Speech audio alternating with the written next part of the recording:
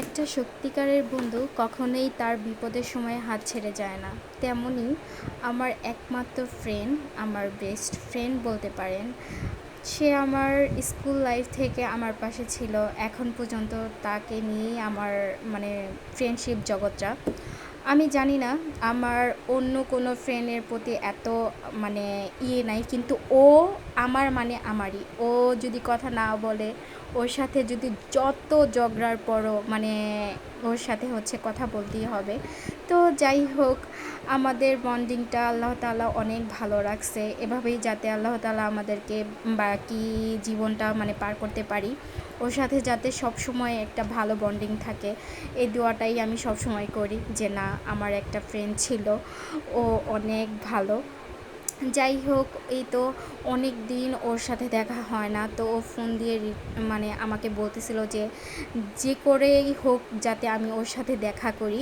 তো প্রথমে হচ্ছে তুহিন আমাকে না করতেছিল যে না, তোমার যেতে হবে না, বা ওকে বলো দাউদকান্দি আসার জন্য। তো ওকে বললাম, ও বললে না, বলছে যে ঠিক আছে, আমি চলে আসব, মানে দেখা করবে তো করবেই, মানে ওর মন চাইছে, আমার মন চাইছে, দেখা করব তো করবই।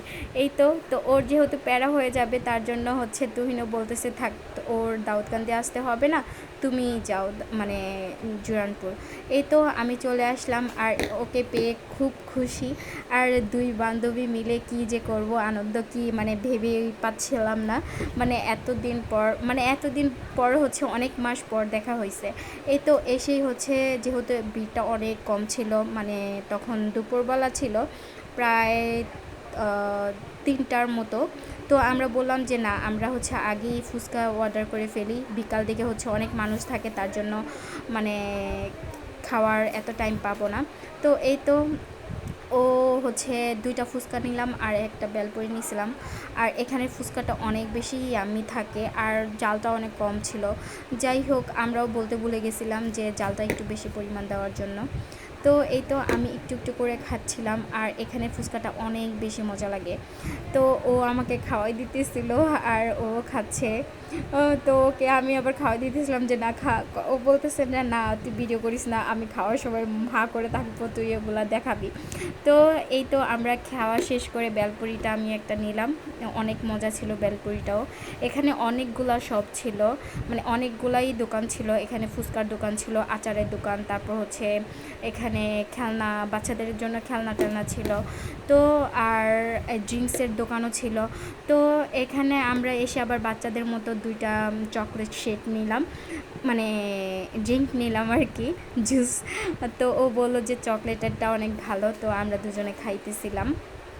আর সাথে কিন্তু ওর ফুফাতো বোন ছিল, তো ও অনেক মানে এনজয় করতেছিলাম। তো আমরা 4-5টা ঘুরতেছি, মানুষ যেহেতু না ছিল না, মানে অনেক এনজয় করছি আমরা, মানে যা বলার বাহিরে, যেহেতু অনেক মানুষ কম ছিল। আর আমি এখানে মাশরুম দেখে মানে দৌড়াইতেছিলাম, এগুলো হচ্ছে মাশরুম না ব্যাঙের ছাতা।